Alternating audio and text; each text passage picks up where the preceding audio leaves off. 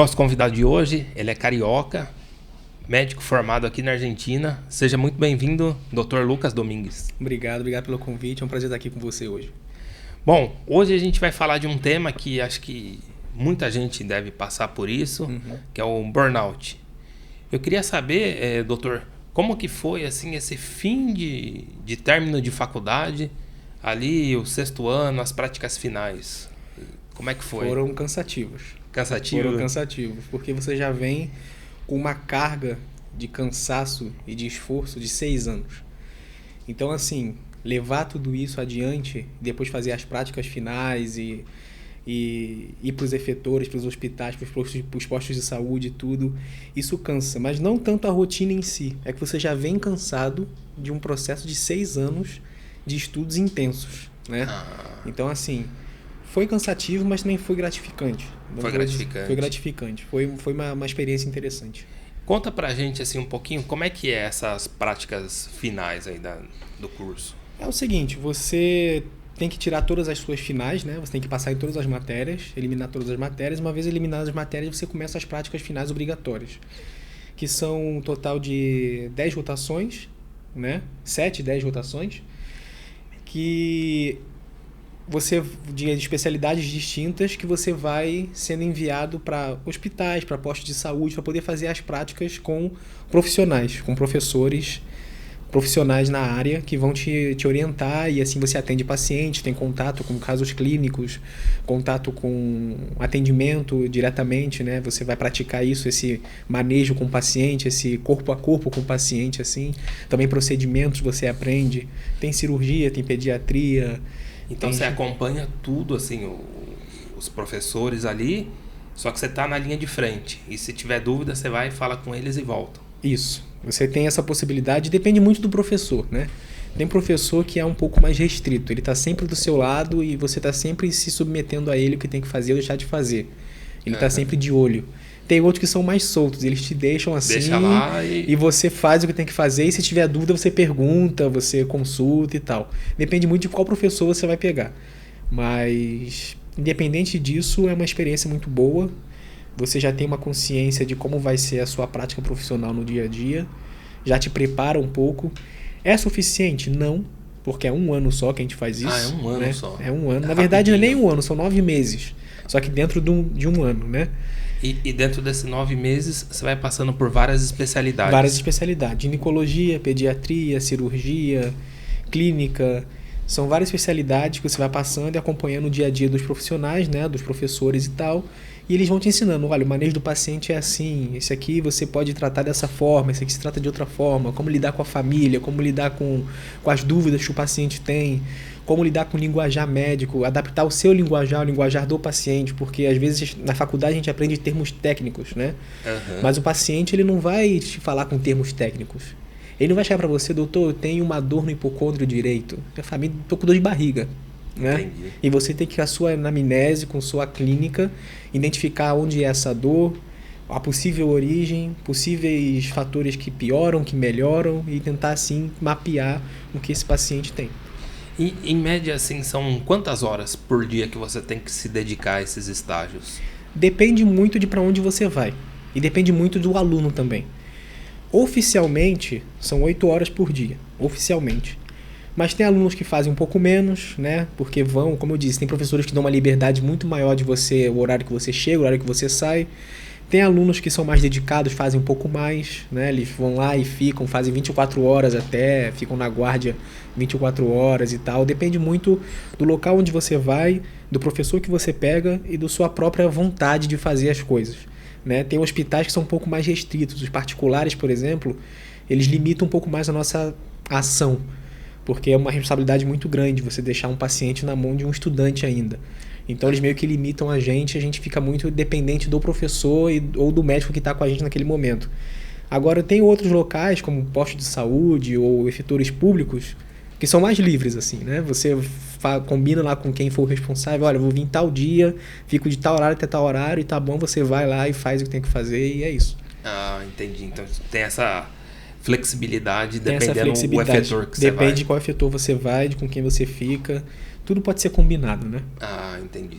E nesse processo, assim, qual que é a carga de estresse que a pessoa tem? Porque tem que atender o paciente, tem uma responsabilidade, que você está lidando com uma vida, e você tem que estudar muitas coisas que às vezes você não lembra, né, no decorrer da carreira. Você viu, mas você fala, cara, preciso repassar isso. E tem outras que você fala, nossa, parece que eu nunca estudei isso aqui. Como que é essa carga para você ter um equilíbrio de falar assim, estudo, prática, vida social? Acontece, né? Assim, é muito complicado porque quando você chega na prática de fato, você percebe o abismo que existe entre a teoria e a realidade, né? O que você aprende na faculdade te dá uma base. Mas eu já escutei isso uma vez de um médico e eu memorizei isso e depois eu vi que ele tinha razão. Medicina você aprende de verdade depois que você se forma. Depois de formado. Quando você está lá no meio do olho do furacão, ali, na linha de frente, ali que você aprende de verdade. Porque quando você está na faculdade, não existe uma zona de conforto, porque você sabe que você está ali respaldado por alguém com autoridade. Existe um médico por trás de você. E se você fizer alguma besteira, cometer algum erro, a faculdade ela te cobre, o médico ali, o profissional te cobre, você tem um seguro, você tem toda uma estrutura que te protege, né? Você ainda é um estudante. Mas depois que você termina, que você está na linha de frente, é por sua própria conta e risco, né? É o seu, que eles falam, né? É o seu seixo, é o seu carimbo que está ali, é o seu nome, a sua assinatura. E no final da faculdade, na prática final obrigatória, você começa a ter noção de como isso é. Porque você começa a ver como é a realidade de fato. E como você falou, tem muita coisa que a gente não vê na faculdade. Ou vê de uma forma, só que você chega à realidade a outra. Nem sempre, eu estou vendo que você tem um livro de semiologia médica aqui, nem sempre o paciente aparece como está bonitinho descrito no livro. Né? Existem realidades diferentes, existem manifestações diferentes. Cada paciente é um universo. Cada paciente é um universo. Existe, é claro, aquela coisa mais fundamental que você vai ver em todo mundo. Paciente clássico. Paciente clássico, assim, que é o que a gente fala que é o paciente de livro, né? De livro. Que é aquele que vem assim, que você bate o olho e lembra da que você estudou e falou, é isso. Mas tem aquele que é totalmente atípico, né? Que vem com um quadro assim que você não imagina que possa ser, mas você descobre, caramba, olha só o que era e eu não imaginava, né? Então, assim, existe isso. Isso acaba desencadeando um pouco de ansiedade, é normal, porque um sentimento que eu mais tive na prática final e que até hoje, depois de formar, eu ainda tenho, é de que me falta saber muita coisa ainda. E é uma realidade, né?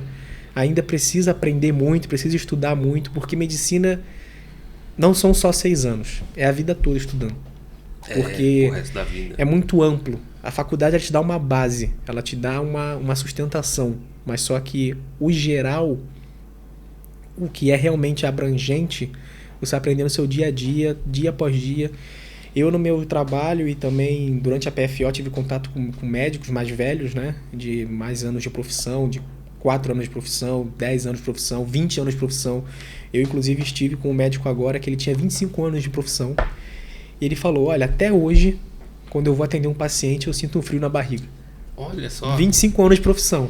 Aí, você que está assistindo a gente, é estudante de medicina e tem medo de falar assim, nossa, parece que eu não sei muitas coisas.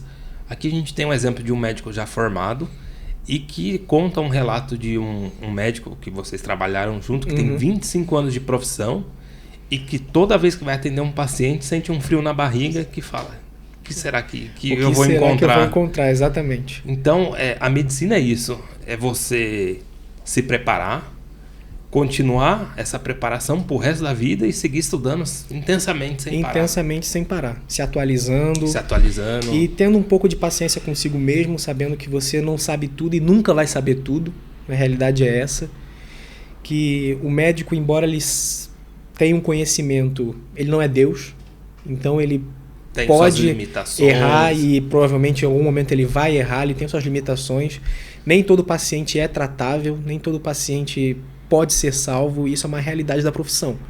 Você tem que dar sempre o seu melhor, mas consciente de que eu vou fazer tudo o que eu puder, mas se eu não conseguir, eu fiz o que eu pude, né? Esse é o sentimento que a gente tem que ter. De eu fiz o que eu pude, tudo o que eu podia fazer eu fiz. Entendi. Mas infelizmente não deu. Mas isso é a minoria dos casos, né? A maioria dos casos assim no dia a dia são casos simples de resolver, né? A gente vê nas guardas, muitas vezes a gente até brinca, né? Que aqui as pessoas, como o acesso à saúde é muito facilitado, diferente do Brasil, que tem uma limitação maior, Aqui você é muito mais fácil ambulâncias, é muito mais fácil as guardas, é muito mais fácil você ter acesso à saúde de qualidade aqui. E as pessoas acabam indo para a guarda por qualquer coisa, né? Por coisas assim mais simples, um síndrome gripal simples, que ela podia tratar em casa, ela vai. Então assim, tem esses casos muito bobos, que é só um síndrome gripal, é uma infecçãozinha urinária ali que você trata com uma ciprofloxacina e já foi. Mas também tem casos sérios, né? Uma arritmia, uma dor de peito que pode ser um infarto, como pode ser só... Eu já atendi dores de peito que parecia que a pessoa estava tendo um ataque cardíaco, mas na verdade ela estava tendo uma crise de ansiedade. E o manejo é diferente, né? Não se trata da mesma forma. Mas é aquilo. A diferença entre um ataque cardíaco que te mata e uma crise de ansiedade que não vai te matar. Você sente... O paciente tem aquela sensação de morte, acha que está morrendo, mas na verdade é só uma crise, um ataque de pânico que você ali manejando, conversando com o paciente, dando um remedinho para ele, assim, um calmantezinho básico, você consegue controlar, baixar os níveis de estresse e estabilizar esse paciente. Diferente de um infartado que precisa de uma hemodinâmica, precisa de uma derivação para um centro de maior complexidade e tudo mais. Então assim, você vê de tudo. E na prática você aprende. É na prática que você vai ter que fazer, né? Eu confesso que tenho muito a aprender ainda e sei que sempre vou ter muito a aprender e é normal, né? Esse sentimento de eu não sei isso, talvez eu não consiga, é completamente normal e acompanha a gente a vida inteira. E você que tem assim muita propriedade, né? Foi até tese do seu trabalho final, essa é burnout. Uhum. Ficou em moda durante muito tempo, tô com burnout, e tem gente que fala, é ansiedade, isso e aquilo. Qual que é a definição assim de burnout? Bom, primeiro vamos dizer que burnout é uma realidade, né? Não é uma frescura, não é uma coisa inventada, não é mais uma síndrome que inventaram moderna para poder justificar comportamentos, não. É uma realidade. O que é o burnout? É uma síndrome caracterizada por um intenso estresse e esgotamento emocional, né? Ele tem 3 dimensões. O esgotamento emocional, a despersonalização e a falta de realização pessoal. Esse conjunto que gera essa síndrome chamada burnout. Então, o que seria o esgotamento emocional? É aquele sentimento de que você não consegue mais. Burnout significa literalmente, tradução livre, né? Estar queimado, né? Estar desgastado, estar no limite. Então, assim, você sente que você já está no limite, que você não consegue mais lidar com as suas obrigações, que você não consegue mais render como você rendia antes. Esse é o esgotamento emocional, né? Você dorme cansado e acorda cansado. Você pode descansar, às vezes, o final de semana inteiro, mas na segunda-feira você ainda está exausto. Você está sempre estressado, tem mudanças na alimentação, tem mudanças no sono, distúrbios de sono, né? Distúrbios de comportamento. A pessoa fica um pouco agressiva, fica um pouco impaciente, né? Respondendo de forma desproporcional os estresses da vida. Às vezes acontece uma coisinha boba, uma coisinha básica, já é suficiente para te dar um gatilho para você explodir ou para você começar a chorar, começar a se angustiar e isso estragar o seu dia, né? Isso tudo está vinculado ao esgotamento emocional do burnout. Também tem a despersonalização, que é quando a pessoa ela se sente como se ela tivesse perdido de si mesma, digamos assim. Eles costumam definir dessa forma.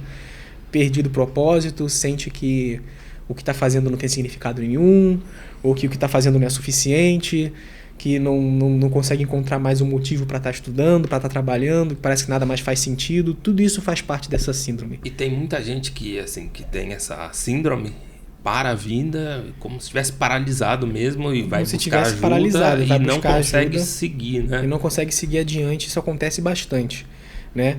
E tem, por fim, a falta de realização pessoal, que é aquilo que você sente como se você não fosse suficiente. Como se você não desse conta daquilo que está sendo exigido de você, né? Aí começa a desenvolver uma série de características, frustrações, cinismo, né? Você começa a ver como é que a pessoa trata o paciente ou trata o cliente, porque o burnout está presente em várias carreiras, né? E inclusive o meu trabalho foi sobre isso, era o burnout na vida do estudante de medicina. Porque tem muitos estudos relacionados ao burnout dentro do ambiente de trabalho. Mas já foi comprovado que existe um burnout, uma variação do burnout que é acadêmica. Que é dentro da vida acadêmica, né, dos estudantes. E foi comprovado que os estudantes de medicina são um grupo mais afetado, até mais do que profissionais de, por exemplo, estudantes de engenharia, psicologia e outras áreas. né? É porque eu acho que a medicina em si, já até bati um papo assim com muita gente no podcast. Ele não é difícil. A complexidade dele é que você tem muitas coisas para estudar em pouco tempo. Uhum. E uma responsabilidade muito alta, porque você está lidando com vidas de terceiro. E às vezes um erro é suficiente para... É igual você acabou de comentar, assim.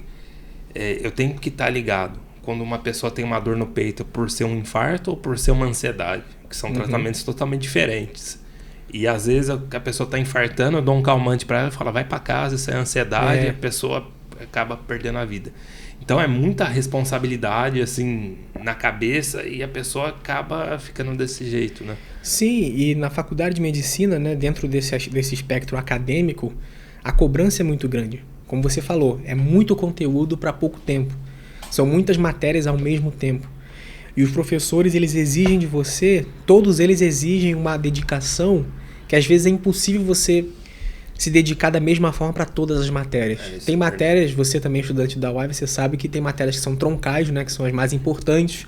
Tem matérias que a gente fala que são mais secundárias, então você vai dar atenção mais para qual? Só que o professor não quer saber. Ele quer que você dê atenção para a matéria dele. E ele não quer saber se você está preocupado com outra matéria, que tem outra prova de outra no outro dia. Então, assim, é uma exigência muito grande.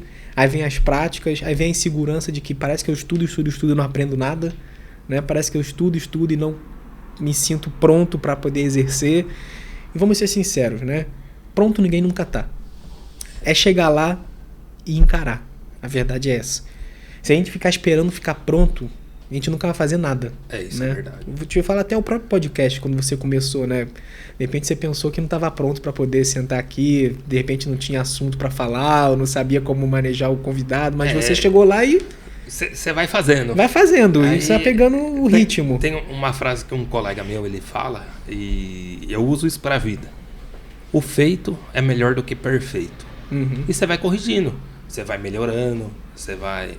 falar, opa, precisa apertar esse parafusinho aqui e tal. Vai ajustando e vai seguindo. Foi assim no podcast, foi assim na parte de medicina e tecnologia, né? A gente começou primeiro com os óculos, depois teve o cubo, e assim foi indo e vai girando a roda, né? Assim, vai caminhando para frente.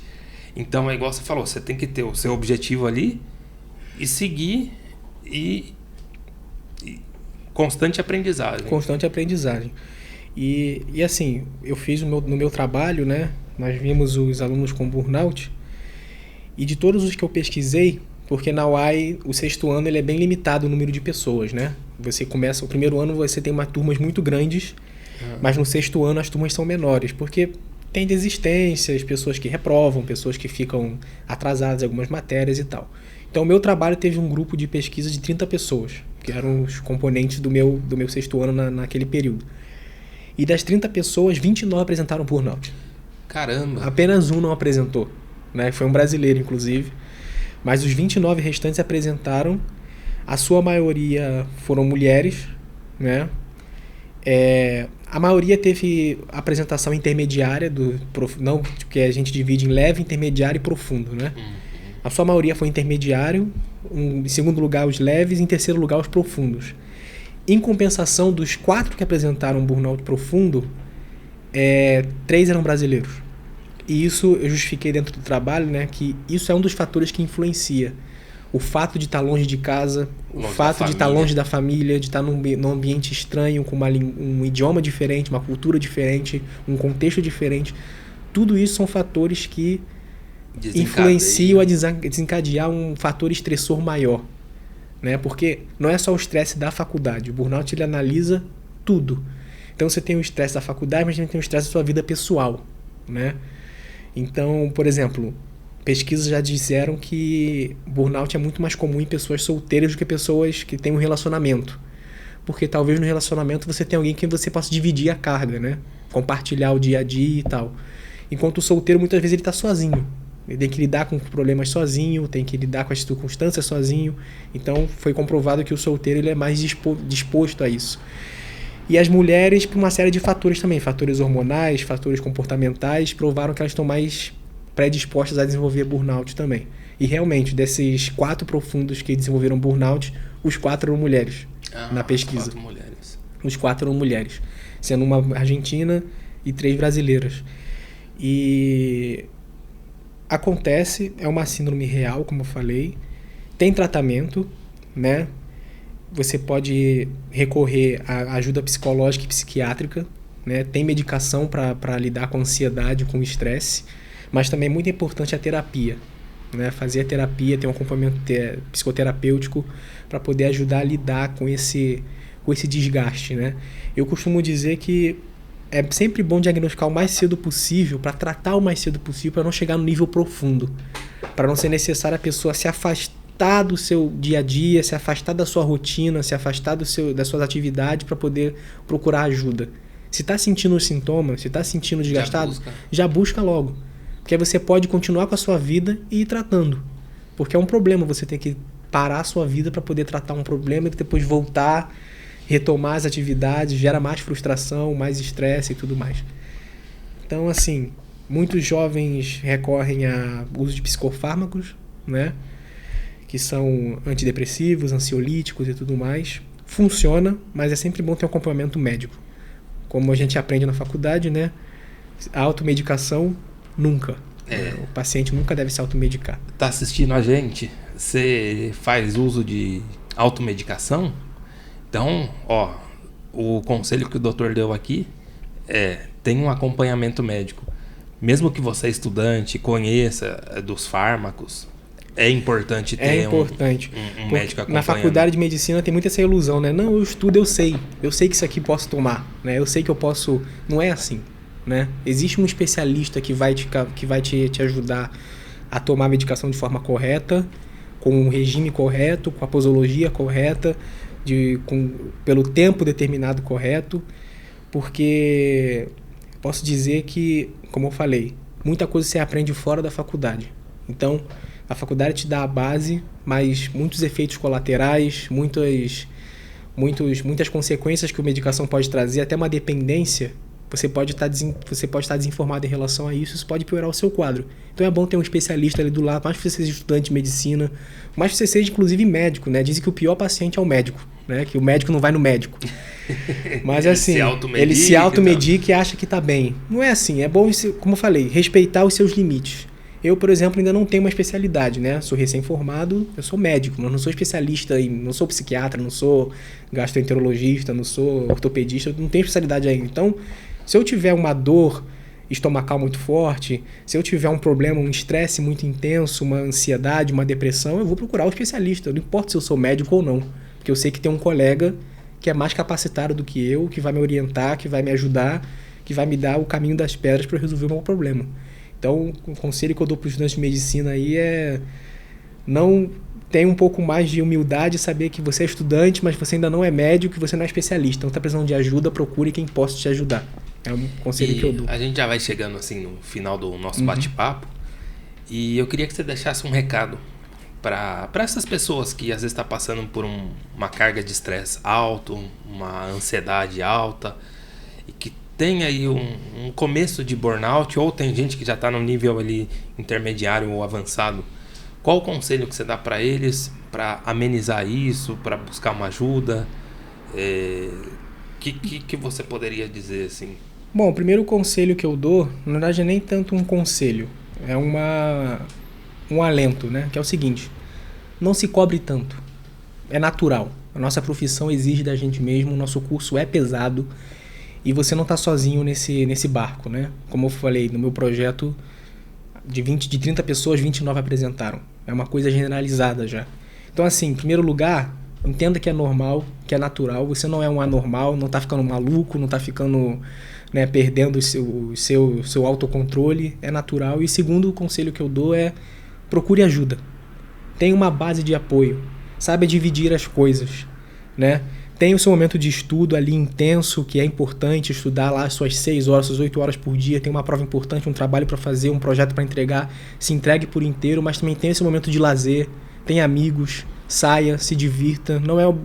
Medicina não tem que ser a sua vida por inteiro. Ela é uma parte muito importante da sua vida, Mas você é um ser humano, você precisa de contato físico, você precisa de contato social. Então, saia, se divirta, saiba dividir as coisas. Se está precisando, se está sentindo que está entrando já nesse nível de estresse muito intenso, ansiedade, síndrome do pânico e tudo mais, procure ajuda profissional, faça terapia, procure um psiquiatra, tem testes para testar burnout, para ver se a pessoa já tem o quadro, né? Eu tive no projeto uma lista, um questionário que o aluno respondia, a gente podia diagnosticar se tinha ou não. Existem testes, façam testes, se tiver, trate, aprenda a conviver com isso e siga em frente, que no final vai dar certo. Vai dar certo. Vai dar certo. Bom, você que está acompanhando a gente aí, nosso bate-papo, esse conselho aí que o doutor deixou pra gente aí no fim do podcast é muito importante. Se você tem uma boa base de apoio, de amigo, família, aproveita a vida. E a medicina não precisa ser o total da sua vida, mas uma parte grande. Uma parte grande. Bom, muito obrigado, doutor, Obrigado por você. participar. Foi um prazer. Até mais.